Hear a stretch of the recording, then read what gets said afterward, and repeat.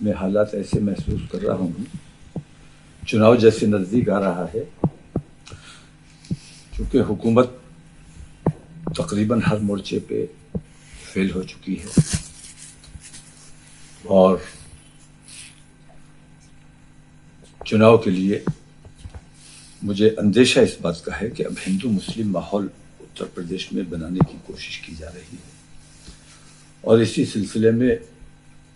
रामपुर में जो वाक़या हुआ, साजिश रची गई, वहाँ के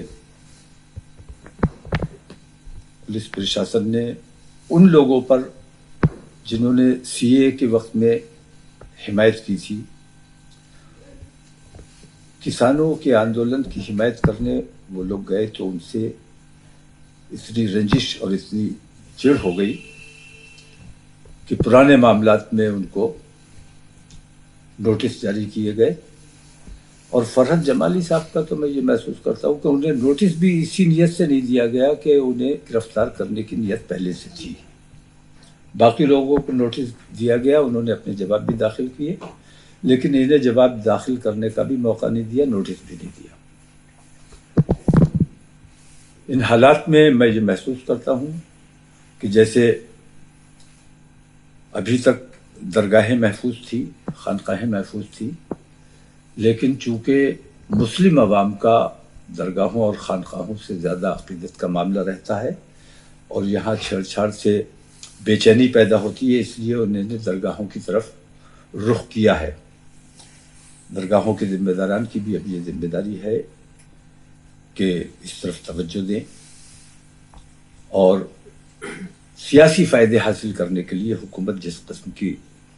रविश पर चली है, जिस तरह फरहत जमाली के फ़ोन टेप किए गए और उनके एक ऑडियो को वायरल करके उनको बदनाम करने की कोशिश की गई, किरदार पर कीचड़ उछालने की कोशिश की गई, इससे मैं ये महसूस करता हूँ कि वहाँ के प्रशासन ने फरहत जमाली साहब के लिए ज़ाती रंजिश का माहौल बनाया और ज़बरदस्ती गिरफ्तार किया गया। तो इससे पहले कि दूसरी जगहों पर भी इस किस्म का माहौल बनाया जाए, मैं ये महसूस कर रहा हूँ कि उत्तर प्रदेश में क्या मुल्क में इमरजेंसी के से हालात हैं। किसानों के आंदोलन से हुकूमत की जो बदनामी हुई है और जो नुकसान हुआ है, उसकी भरपाई के लिए अब दूसरे ज़राए और दूसरे तरीक़े, जो इनका पुराना तरीक़ा है,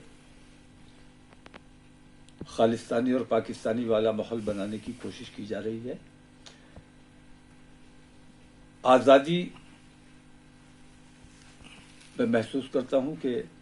ऐसी तानाशाही है कि आज़ादी ख़तरे में है। इससे पहले कि दूसरे लोगों के लिए साजिशें रची जाए, फ़ोन टेप किए जाएं और उनके ऊपर झूठे इल्ज़ाम लगाए जाएं, तो जब हमें आज़ादी से अपनी बात कहने का, आज़ादी से किसी की हिमायत करने का जब हमें इख्तियार नहीं है, तो हमें आज़ाद रहने का कोई हक़ नहीं है। मैं किसानों के आंदोलन की हिमायत में, फरहत जमाली की गिरफ्तारी की मुखालफत में इंशाअल्लाह पीर को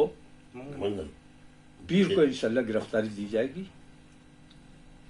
और इसकी भरपूर मजम्मत की जाएगी और ये जो माहौल बनाया जा रहा है, इसकी मुखालफत की जाएगी। इसमें और किन किन लोगों से बात हुई है? आईएमसी के बैनर पे या तमाम लोगों से भी आपने अपील की है या कौन लोग साथ आने के लिए? मैं ज़ाती तौर पे ये महसूस करता हूँ कि जो जिम्मेदारान हैं, जो कायदीन हैं, जो सूझबूझ रखते हैं और हक़ को हक़ और बातिल को बातिल कहने का जज्बा रखते हैं, जब उनकी ज़बान आज़ाद नहीं रही तो मैं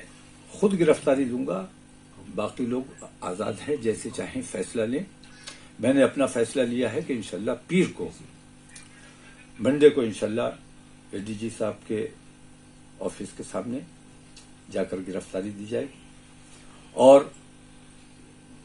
तब तक जब तक मुल्क का माहौल, क्योंकि आजाद रहने के बाद भी हर वक्त गिरफ्तारी की तलवार लटकी रहना और जबान पे ताले लगा के बैठ जाना, हमारा ज़मीर हमें इजाजत नहीं देता कि हम जो हालात हैं, जो खराबियां हैं, उन खराबियों के खिलाफ बोलना हमारी जिम्मेदारी है। और अगर बोलने की इजाजत नहीं है तो हमें आजाद रहने का कोई हक नहीं है। नागरिकता संशोधन कानून के विरोध के नाम पर गंज कोतवाली क्षेत्र और कोतवाली क्षेत्र रामपुर में 21 दिसंबर 2019 को एक उपद्रवी भीड़ इकट्ठा हो गई थी। इनके द्वारा लोक संपत्ति का नुकसान पहुंचाया गया, पुलिस की गाड़ियों में आग लगा दी गई और इनके इस बलवे के दौरान ही एक व्यक्ति की मौत भी हो गई थी। उक्त घटना का दोनों थाना क्षेत्रों में, कोतवाली और गंज में, अलग अलग मुकदमे लिखे गए थे। जो गंज रामपुर क्षेत्र में मुकदमा पंजीकृत हुआ था, उसका मुकदमा नंबर 832/19 है